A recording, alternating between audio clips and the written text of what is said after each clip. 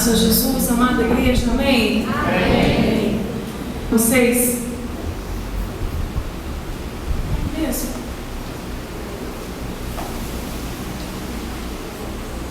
Primeira Crônicas, vocês podem estar abrindo aí.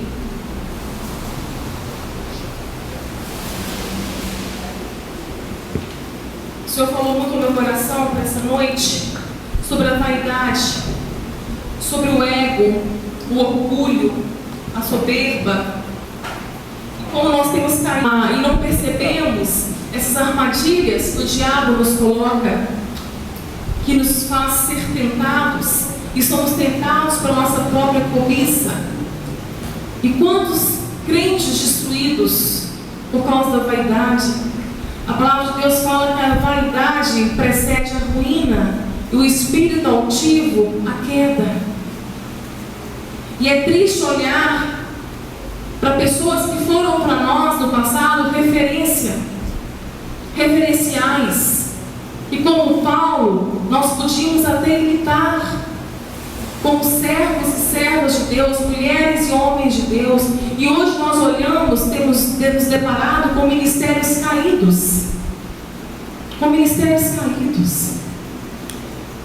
E começou por onde? Pela vaidade. 1 Crônicas, capítulo 21. O rei Davi, o rei segundo o coração de Deus, achou graça aos olhos do Senhor, separado, ungido por Deus. E é um episódio triste que nós vamos ver aqui agora. O rei Davi também caiu nessa cilada. Eu tenho que me vigiar 24 horas. Você tem que se vigiar 24 horas. Porque o diabo conhece o nosso coração. Ele conhece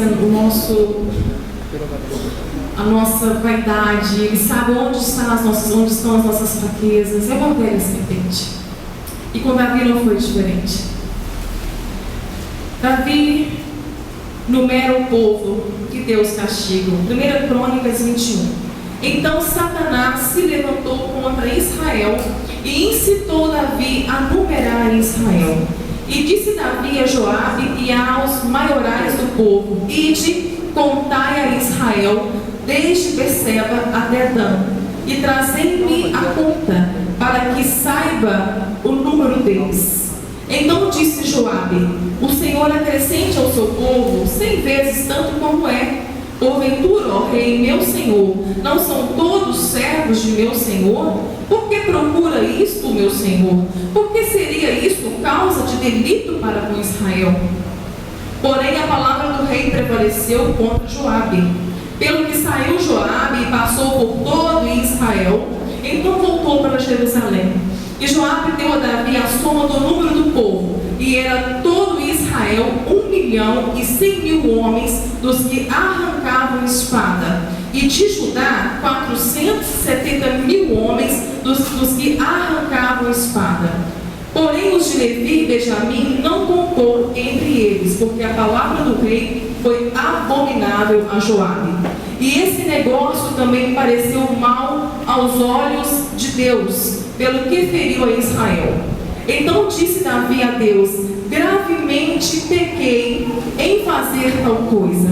Porém agora, ser servido tirar a iniquidade do teu servo, porque procedi muito loucamente. Falou, pois, o Senhor a Gade, o vidente de Davi, dizendo: vai e fala a Davi, dizendo: assim diz o Senhor, 3 coisas te proponho, escolhe uma delas para que eu te faça. E Gade veio a Davi e lhe disse: assim diz o Senhor, escolhe para ti ou 3 anos de fome, ou que 3 meses te consumas diante de teus adversários, e a espada de teus inimigos te alcance, ou que 3 dias a espada do Senhor, isto é, a peste na terra, e o anjo do Senhor destruam todos os termos de Israel. Vê, pois, agora que resposta hei de levar a quem me enviou. Então disse Davi a Gade: estou em grande angústia, caia eu, pois, nas mãos do Senhor, porque são muito muitíssimas as suas misericórdias, mas que eu não caia nas mãos dos homens. Mandou, pois, o Senhor a peste a Israel, e caíram de Israel 70.000 homens. Queridos, quando Deus levantou Davi já começou o ministério dele de uma forma sobrenatural, vencendo aquele gigante. E o espírito de Davi, o coração de Davi, é um coração humilde.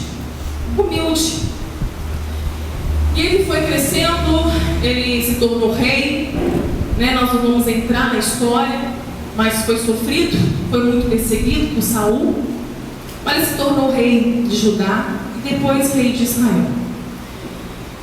Todas as guerras que Davi lutou, todas as batalhas que Davi e seu exército enfrentou, eles ganharam. Davi não tinha onde mais colocar medalhas de ouro. Se por acaso usassem, não haveria mais lugar para colocar. Não havia nenhum exército no mundo antigo daquela época que Israel não tinha vencido. Todas as guerras, Davi venceu. Chega um momento que Davi, ele se distrai. E neste momento há uma inclinação no coração de Davi. E o diabo percebe as nossas inclinações. O diabo fez uma leitura do que Davi estava pensando, pretendendo que o diabo não lhe mente. Mas o coração de Davi, a vaidade, porque ele olhava para trás e viu o exército poderoso, o qual ele era o comandante, o qual ele era o rei, e via todas aquelas batalhas que haviam vencido. O que aconteceu no coração de Davi? Ele se esqueceu que quem deu a vitória para ele foi Deus. Quem o fez vencer em todo o tempo foi somente o Senhor, o Deus de Israel. Só que Davi se esqueceu disso. Satanás tentou Davi. Ser tentado não é pecado. Todos nós somos tentados. Mas a ordem do Senhor: foge da tentação. Não caia em tentação. Porque se você cair na tentação, você vai conceber o pecado e vai dar luz ao pecado. E o pecado te destrói, ele te separa de Deus, ele te afasta da comunhão com Deus.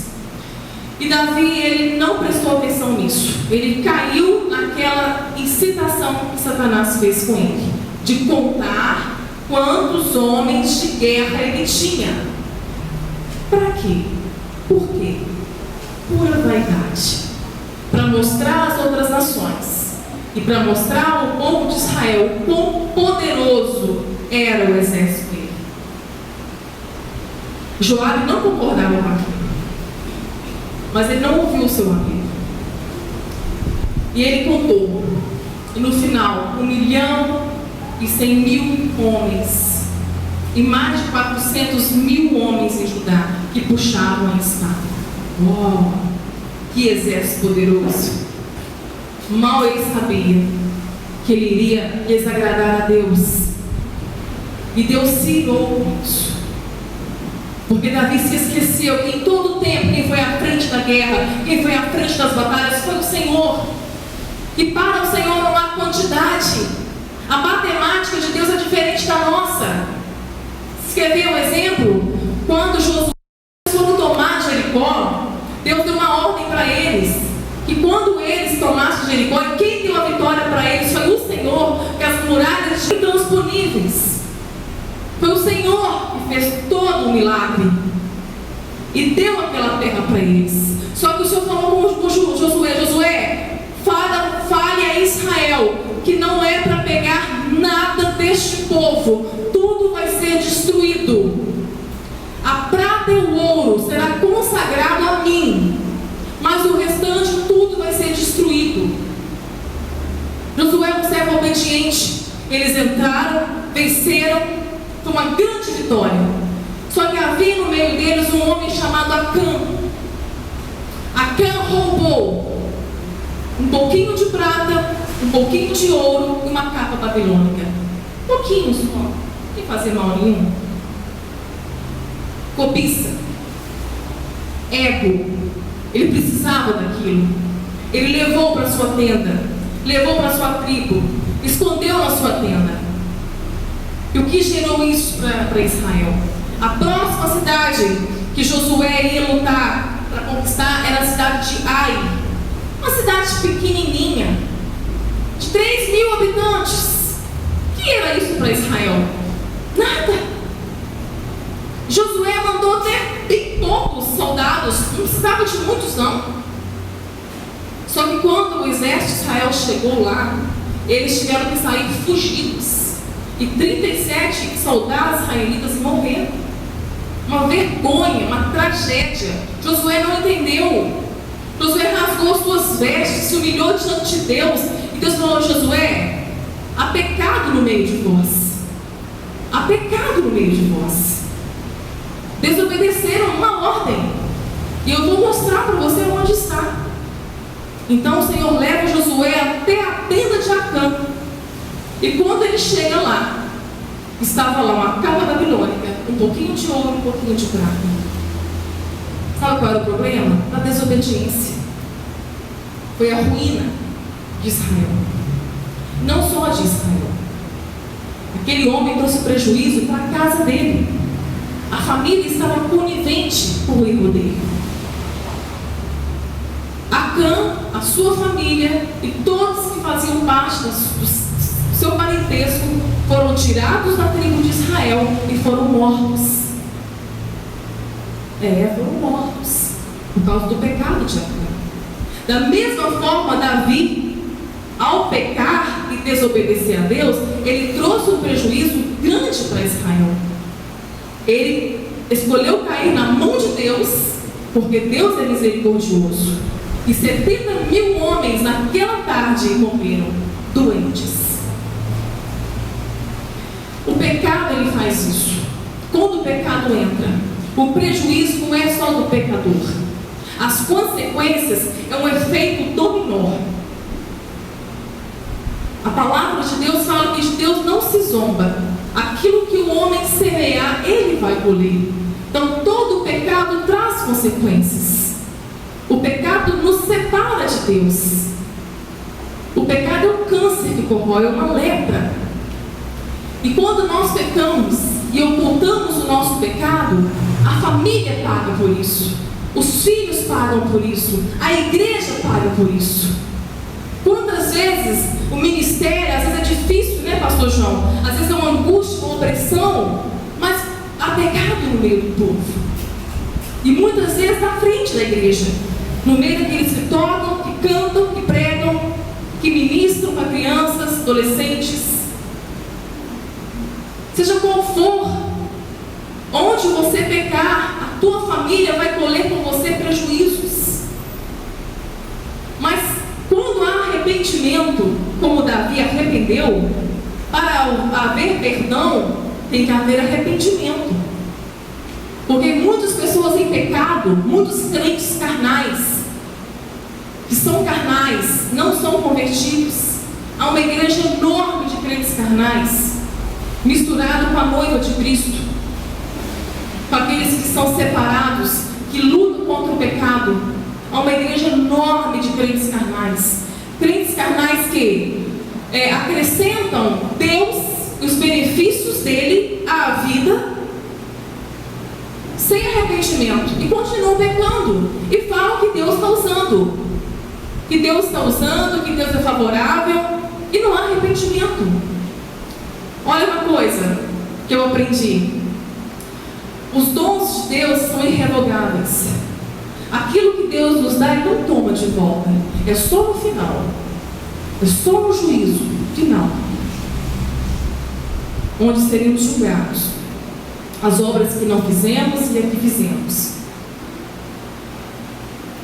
Esses dons e talentos que o Senhor nos dá, como deu para Lúcifer, era um anjo, era um querubim ungido de Deus, tão gracioso, tão maravilhoso, tão perfeito. que a vaidade entrou, já estava no coração de Lúcifer, que ele quis ter um trono também como de Deus. Lúcifer é responsável pelo louvor a Deus, por isso que ele entende tão bem de música. Como ele entende de louvor? Ele era responsável pelo louvor a Deus. Por 1/3 dos anjos estava na responsabilidade daquele querubim. A palavra diz que ele era extraordinário.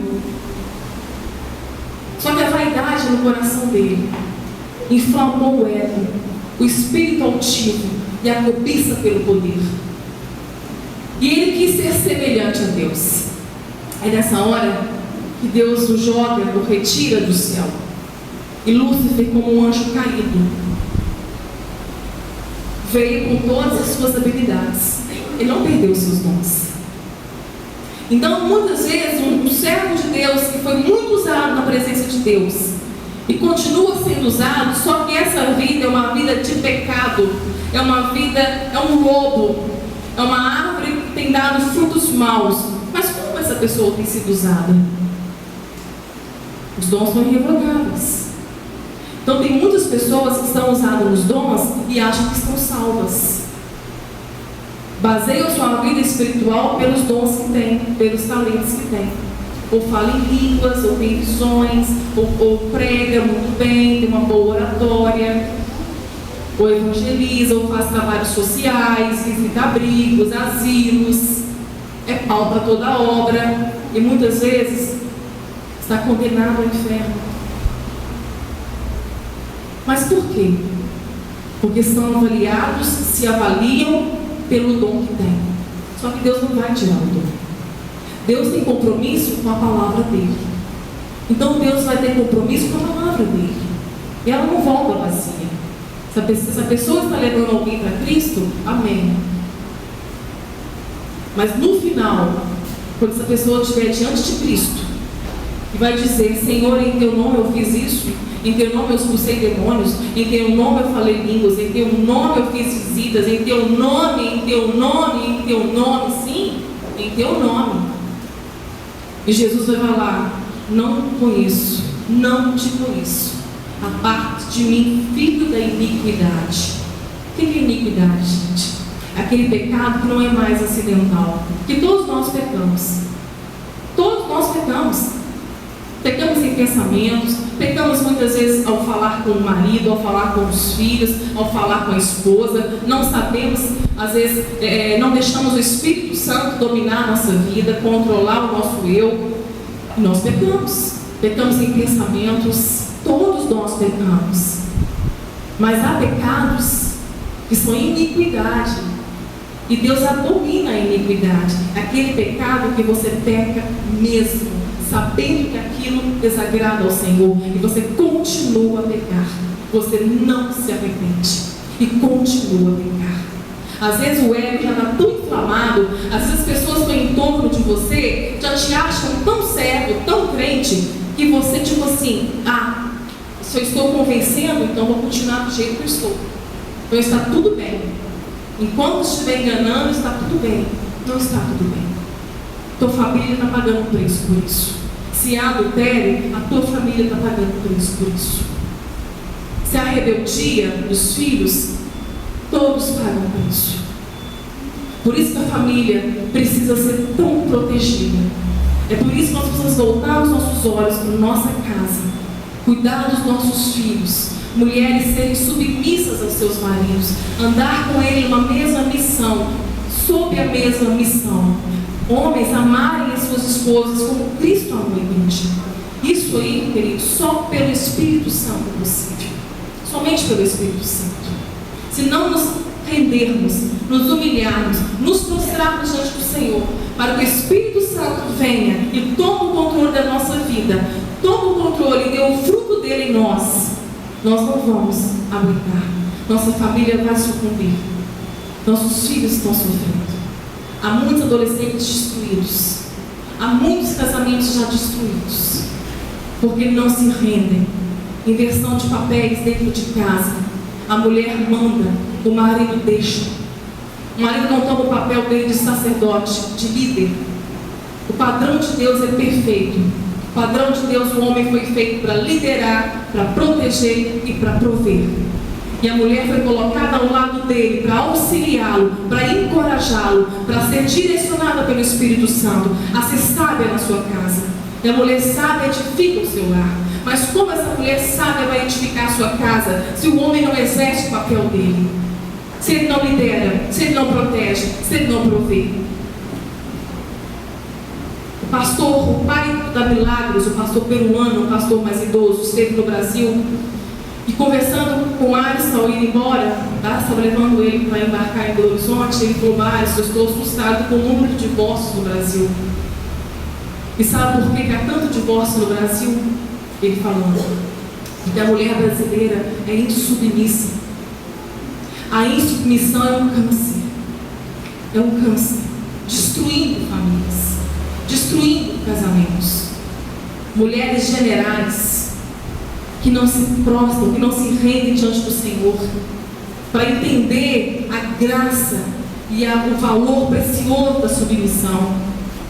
Homens, muitas vezes, que fracassam e deixam as mulheres tomarem posições que só ele poderia tomar. O sacerdócio da casa fica vulnerável e demônios entram. E demônios destroem as bases. Por isso que a família está tão bombardeada. Por isso que o inimigo tem tanta pressa de acabar com a família e mudar o padrão da família. O momento final que nós estamos vivendo é notório o que eles têm conseguido. A família que eles têm agora planejado como padrão.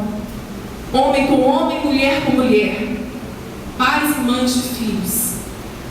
Esse tem sido o padrão da família. Por quê? A igreja está dormindo. Porque a palavra não é obedecida. Porque o evangelho não é seguido. Porque as mulheres são insubmissas. Porque os homens não são sacerdotes. E no meio desse contexto de inversão de papéis é onde acontece o homossexualismo, sabiam? Muitos não sabem disso. Quando não há uma estrutura familiar do padrão de Deus, e onde a mulher comanda a casa, e o marido é ausente, o pai é ausente, a criança dessa casa, o menino dessa casa que nasceu homem, e a menina que nasceu mulher, a sexualidade deles não está formada. Eles têm a genitália feminina e masculina, porque Deus os fez homem e mulher, macho e fêmea, e nunca vai mudar. Só que a sexualidade dessa criança está abalada, porque a mãe, que é a mulher, é o homem da casa, e o homem da casa é ausente, é omisso. Esse menino cresce tentando chamar a atenção do pai, nem que seja para apanhar. Quantos homossexuais eu tenho assistido, tenho atravessado seus vales com eles? Quantos cristãos jovens têm tendência ao homossexualismo dentro da igreja? Mas há uma história, há um pano de fundo, há uma história lá atrás que muitas vezes eles não sabem. Eles não sabem. Acho que até nasceram assim. Porque quando olham para trás, na primeira infância, já se lembram assim. Mas tudo acontece lá com seus 2, 3 aninhos. A sexualidade está sendo deformada pelos papéis invertidos dentro de casa. Quando a mãe é solteira ou a mulher é separada, ela consegue exercer o papel de mãe sem deturpar a sexualidade deste menino. Desde que ela sempre fala para essa criança: você é o homem da mamãe, você é o menino forte da mamãe. Às vezes não tem o papai. A mesma forma é a menina, que vai para o lesbianismo por causa da lentidão, do fracasso, da ausência do pai, e a mãe super forte, dominadora. Essa é a imagem masculina que essa menina tem. Essa é a imagem masculina que o menino tem do pai. Esses papéis invertidos têm desfeito, nisto aí o diabo entra.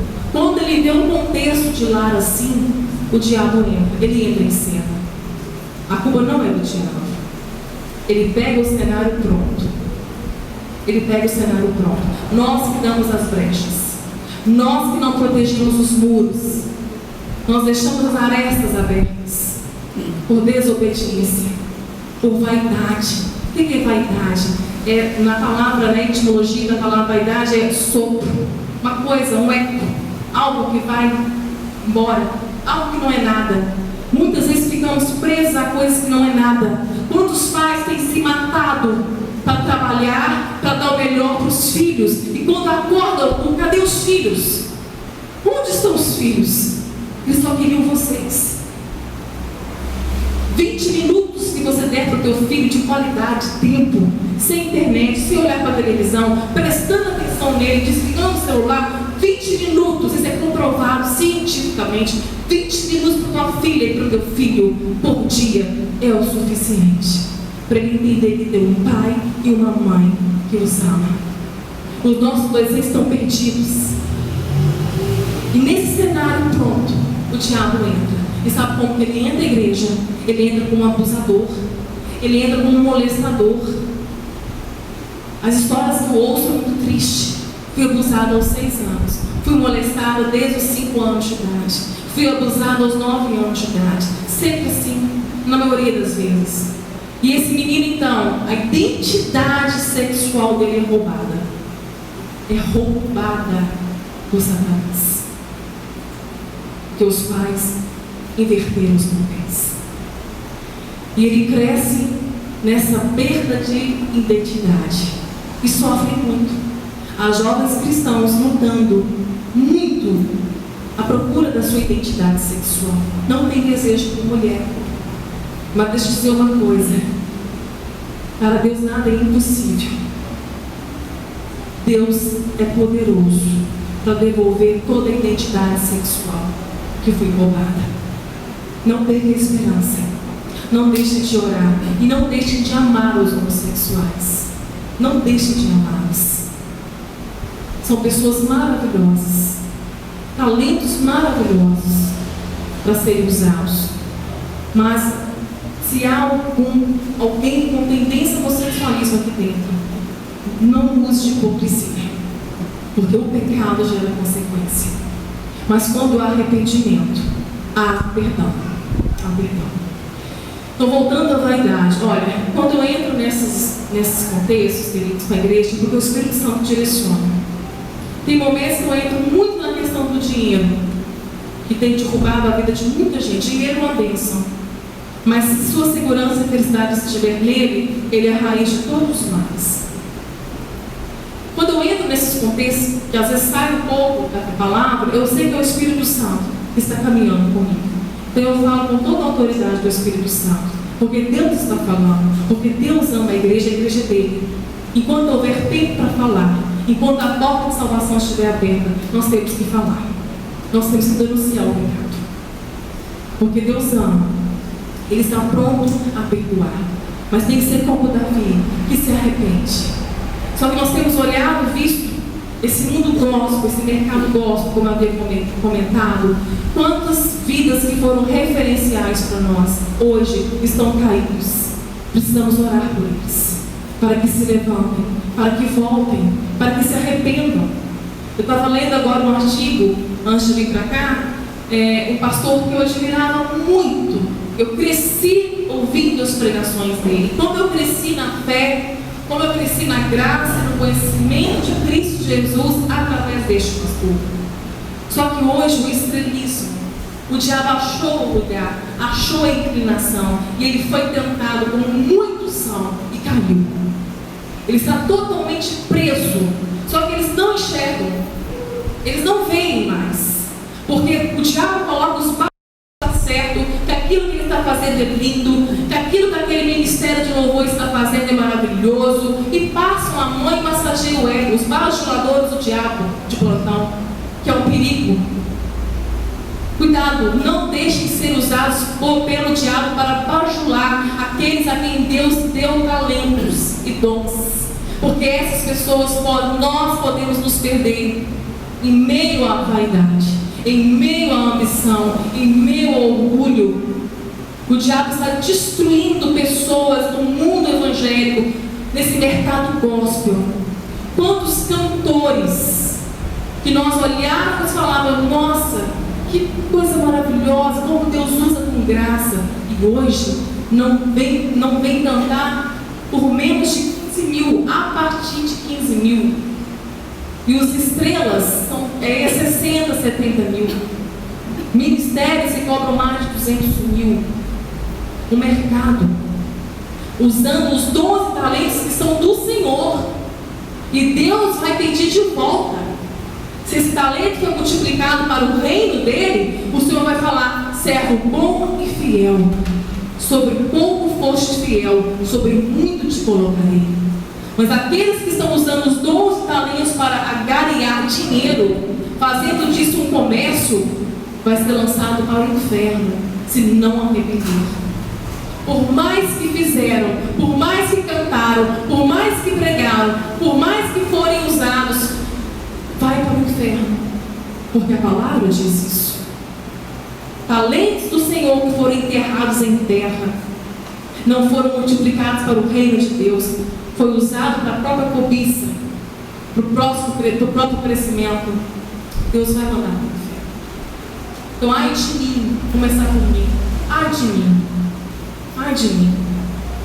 Eu não faço essa obra sozinha. Deus colocou 3 missionários de base comigo, do meu esposo, a Andréia e o Alisson. O Alisson e a Andréia, meu esposo e a Andréia, estão sempre viajando. O Alisson veio dessa vez, graças a Deus, foi uma bênção. Mas a missão do Alisson é maravilhosa, porque Deus escolheu a Andréia. Eles têm 2 filhos pequenos. É um missionário de base. Ele fica com as crianças, enquanto a Andréia exerce seu chamado nesta obra. Isso é maravilhoso. Tudo que Deus faz é perfeito, porque essas pessoas ficam nos bastidores. Eles não querem aparecer, eles não querem o ibope, eles não querem nada para eles. São essas pessoas que Deus escolheu para estar comigo, mas eu sofro com eles. Eles são igual uma faquinha que fica me retalhando o tempo todo. É como se fosse um barro e eles estivessem lá, talhando tudo. Eu sofro com eles. Em momento nenhum eles me ajudam. Pelo contrário, eu termino de pregar e já entro no carro: amor, você não podia ter falado isso. Amor, não tinha que ter falado aquilo. Amor, não sei o que. É desse jeito. O tempo todo eu falo assim: amor, mas a pregação foi boa? Não fala nada. Não fala nada. Às vezes eu fico triste, porque a gente quer ouvir alguma coisa, né? Nossa, que palavra! Mas Deus tem, o Senhor tem sido maravilhoso comigo, porque a vaidade é um perigo. Houve um tempo na minha vida que eu vivi dentro de um sistema, e quanto mais funções você tivesse, mais santo você era. E esse tempo que eu vivi na minha vida, eu tinha muitas funções, muitos ministérios, mas havia um paradoxo, pastor João. Eu não tinha tempo para Deus. Eu servia a instituição, eu servia o sistema, não tinha tempo para Deus, longe de Deus, mas me consideravam, nós somos barro na mão do olheiro. Só que há pessoas que saem do barro e se autopromovem a subolheiros. Eu era uma subolheira, mas não veio de dentro de mim. Eu deixei que entrasse as bajulações, os elogios, porque as pessoas veem em nós os dons e talentos e colocam. O ser humano tem uma aptidão para idolatrar. É uma coisa triste. Como nós precisamos de idolatrar, como nós precisamos de ídolos. Assim que Moisés demorou lá no monte para trazer as tábuas da lei, o que o povo fez? Um bezerro de ouro. Precisava de uma coisa para adorar. Por isso que temos que vigiar. O diabo sabe muito bem quem somos nós. Ele conhece o ser humano. Ele odeia o ser humano. Vai fazer de tudo para destruir. E enquanto lhe houver tempo, e que resta pouco tempo, a palavra de Deus fala lá em Apocalipse 12:12: ai de vós, moradores da terra, porque o diabo desceu até vós, e lhe resta pouco tempo. E vai levar o máximo de pessoas, de almas que ele conseguir para o inferno. Ele não brinca com isso. Ele usa até de brincadeiras para te enganar, mas ele não brinca de ser diabo. E há muito crente brincando de ser crente. Está muito fácil. Muito fácil. Então, nesse tempo meu de subolheira, onde eu não tinha tempo para Deus, muita coisa entrou no meu coração, muita vaidade, muita vaidade.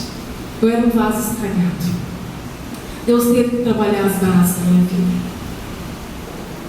Mas o Senhor me conhece. Por isso que eu tenho Alisson, tenho André. E tenho uma dor de cabeça de 24 horas. 24 horas. Eu louvo o Senhor por isso. Eu olho para esse espinho na minha cara e falo como Paulo, tua graça me basta, Senhor. Crise é muito perigoso. Contar uma experiência de um pastor. Esse pastor muito usado em libertação. A palavra de Deus fala, não fique. Ela falou para os discípulos, estavam todos felizes porque estavam expulsando demônios em nome de Jesus. Eles estavam todos alegrinhos, né? Os demônios estavam obedecendo a ordem e a autoridade do nome de Jesus. Jesus fala com eles, não se alegrem porque os demônios submetem ao meu nome, mas se alegrem com os vossos nomes no livro da vida. Essa deve ser a nossa alegria. Então muitas vezes o diabo vai entrar mesmo naquilo que você está sendo usado por Deus para te destruir. E esse pastor, ele tinha uma autoridade no mundo espiritual de expulsar demônios, que não ficava um demônio para trás, saía até em carreirinha, eles não queriam nem ficar, eram legiões. Às vezes o pastor não estava na igreja e os diáconos estavam lá pelejando com o demoniado, com aqueles que são mais difíceis. Eu fiquei um tempo numa igreja que era de libertação, e a Bíblia não dá nome para eles, mas eles mesmos se auto-nominam, né? Então eu lembro que o mais forte, o mais pesado é o, acho que é o Jucaveira, não sei, umas coisas assim, Pombagira, Jucaveira, Tranca-Rua, e aquelas coisas, eu cresci vendo isso. Meu Deus, coisa horrorosa. E eles têm a oportunidade de falar em ter microfone dentro da igreja. E eles gostam da igreja, gente. Já não tem problema nenhum com a igreja. A igreja é parceira. Infelizmente, não essa igreja, não a noiva. Quando eu falo igreja, eu não falo da noiva. Estou falando de uma outra igreja, onde muitos estão incluídos. E indo a passos largos para o inferno, achando que estão salvos. E ele, então, os diáconos mandavam chamar o pastor às pressas. E quando o pastor chegava, o demônio gritava, ele não, você lembra, amor? Ele não, e o pastor todo, né? Olha só, todo feliz. Chegava lá, na hora que estendia a mão, o demônio, na hora. E assim era sempre. Na hora que o demônio via eles, os demônios viam os mais difíceis, mais terríveis, no mais baixo escalão. Na hora que via, começava a gritar, ele não. Aí na hora que ele chegava, expulsava, ele saía. A vaidade entrou. O cara, ele é o cara. E quando a vaidade entrou, o diabo já tinha o cenário pronto. A vaidade deixa o crente carnal, muito carnal, porque ele quer mais. O ego inflama, ele quer mais poder, mais dinheiro, mais holofotes, mais brilho, mais promoção. E quando a estrela brilha, é porque o sol da justiça não brilha mais. Quando a estrela está brilhando, quando há um gospel brilhando, o sol da justiça que é Jesus não está. E aquele homem então, com seu ego inflamado, uma presa fácil do diabo, caiu em adultério. Quantos não estão em adultério? Quantos pastores e líderes não estão em adultério? Muitas coisas eu não posso falar para vocês, mas não se escandalizem. A palavra de Deus fala que não importa que demos escândalos, para que aquele que é fiel permaneça até o fim. Olhe para Jesus. Olhe somente para Jesus. Ele é nosso padrão. Ele é perfeito. Ele é o único que não pecou. Todos nós temos pés de barro. Não olhe para o homem. Não se espelhe em homens. Nós deveríamos ser, sim, sempre referenciais para o mundo, que muitas vezes não somos. Somos uma vergonha. E este homem, então, cai em adultério. E uma vez ele estava dentro do motel com uma prostituta. Tudo já estava normal. os demônios continuavam a se submeter a ele. Vocês lembram que eu expliquei para vocês? Os dons continuam? Acorda, igreja. Os demônios submetiam ele ainda. Quando ele estava no motel com essa prostituta, a prostituta subiu na cama, olhou bem para ele, e não era mais aquela mulher, era um demônio. Ele olhou bem para ele e falou com o pastor: ele não. E deu aquela gargalhada, e você acreditou. E você acreditou.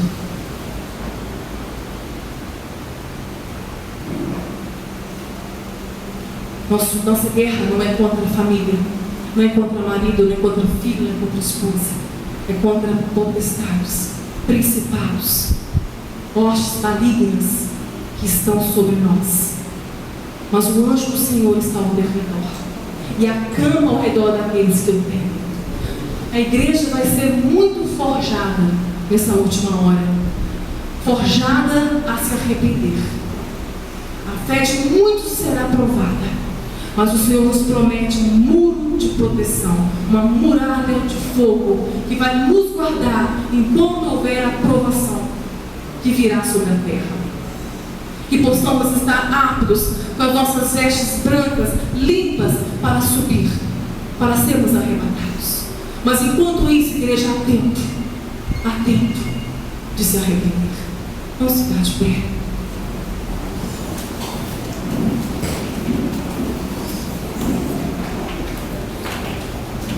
Queria chamar o Vitor e a Marilene para tocar bem baixinho o último louvor. Esse último louvor que eles, o grupo cantou, louvou o Senhor, falava dos dons que são do Senhor. Tudo que você tem, tudo que o Senhor te deu, até o ar que você respira agora não é seu. Tudo é do Senhor.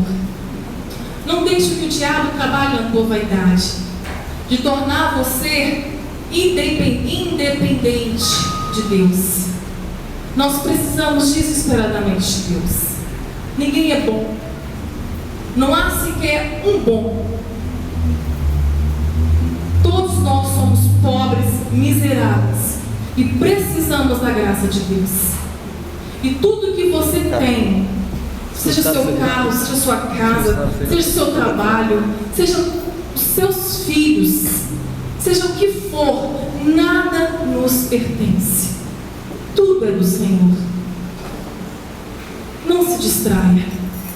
Não se distraia. Somos responsáveis por aquilo que o Senhor nos confiou. Somos mordomos. E no final Ele vai nos pedir conta daquilo que Ele nos confiou. É dele. Não é seu. Não é meu. Vamos usar os nossos dons e talentos para o reino. Vamos salvar vidas.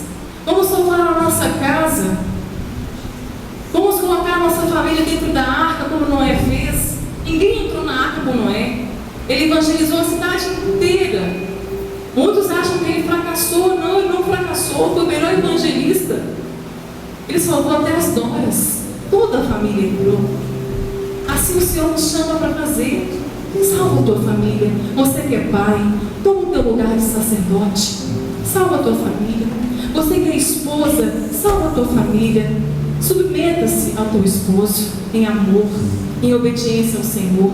Você que é filho, honra teu pai, honra tua mãe. O que Deus fez é para ser perfeito. É um lar de paz. Não há lares perfeitos, não há casamentos perfeitos, mas o que Ele fez é para ser de paz. É para ter a presença dEle. Dê lugar ao Espírito Santo na tua casa, na tua vida. Enquanto ela vai louvar o Senhor, feche os teus olhos. Eu convido a você a examinar a você mesmo. Como está a tua fé? Como está a tua vida diante do Senhor? O que te prende? O que te escraviza?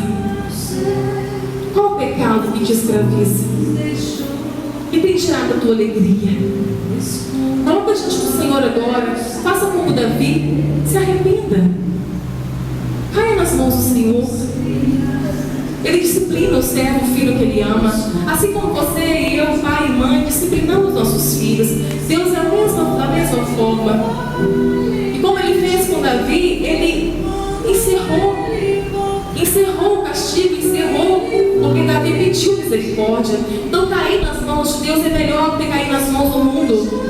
É melhor do que cair nas mãos do homem. É melhor do que cair nas mãos do diabo. Caia nas mãos do Senhor agora e peça perdão.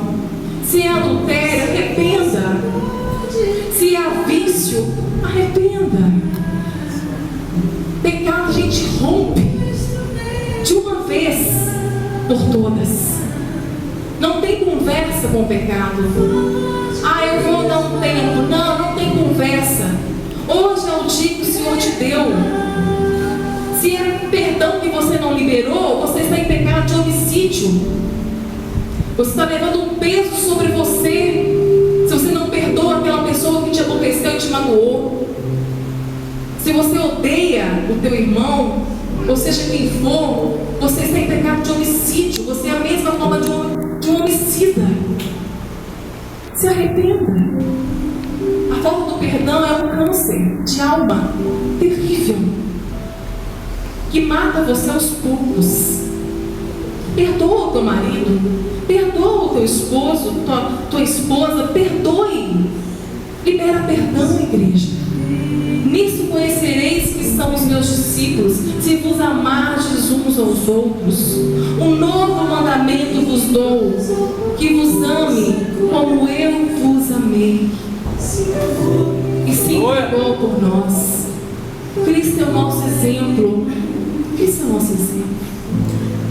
Feche os teus olhos.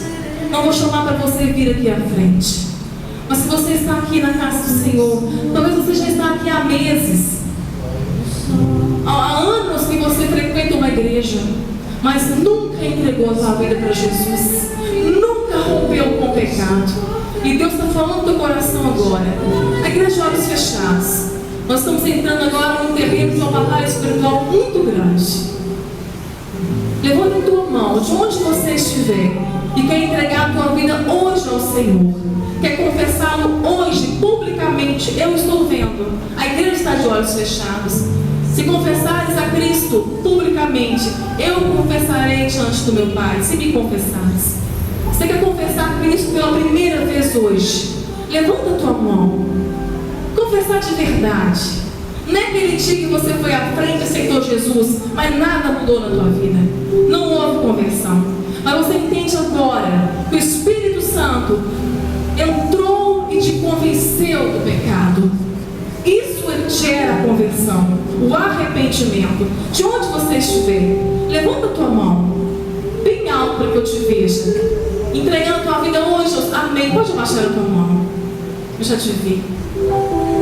Mas alguém quer entregar a tua vida hoje ao Senhor Jesus, que quer sair daqui liberto da escravidão do pecado. Levantar a tua mão, o diabo. Amém. Pode abaixar a tua mão, te vi. O diabo também está vendo. Ele também está assistindo. Você está rompendo com ele. Rompe agora. Levanta a tua mão, Senhor, eu estou aqui. Amém. Pode abaixar a tua mão. Mas alguém quer entregar a tua vida ao Senhor? Amém. Pode abaixar a tua mão. Querido, o Senhor está te vendo. Você está dizendo para Ele: Senhor, eu estou aqui. Eu sei que eu preciso de Ti.